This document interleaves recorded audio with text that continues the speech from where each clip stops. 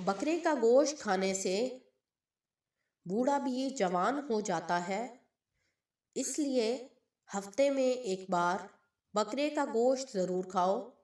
آپ ہمیشہ کے لیے جوان اور خوبصورت ہو جائیں گے۔ اگر آپ کو کھانسی بہت زیادہ ہے تو آپ روزانہ رات کو سوتے ٹائم 1 چمچ شہد کے اندر 1 چٹکی کالی مرچ کی ڈال کر چاٹ لیں۔ آپ کی کھانسی ہمیشہ کے لیے ختم ہو جائے گی۔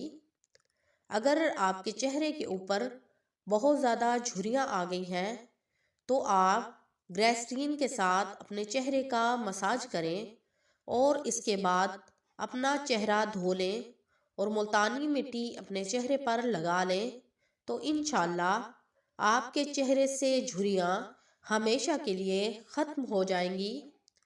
1 عدد کیلے کا پیسٹ بنا کر اس میں 1 چمچ شہد ڈال کر اس سے اپنے منہ کا مساج کریں تو آپ کے منہ پر جتنی بھی چھائیاں ہیں وہ ختم ہو جائیں گی۔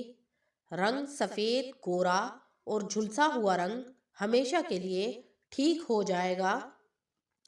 حکیم لقمان فرماتے ہیں کہ جو شخص حکمران ہو اور وہ حکومت کرتے وقت لوگوں کے اندر عدل و انصاف کا معاملہ کرے تو اسے کبھی بھی کسی دوسرے کی مدد کی ضرورت نہیں پڑتی، اللہ ہی اس کی مدد کے لیے کافی ہوتا ہے۔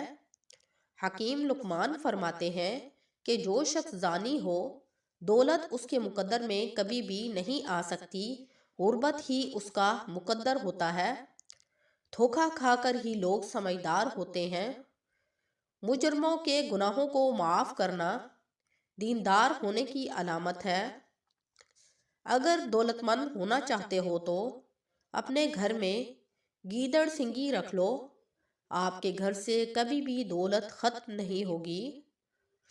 آم اور لسوڑے کا اچار کھانے کے بعد پانی پینے سے ٹھنڈ لگ جاتی ہے اور گلا خراب ہو جاتا ہے۔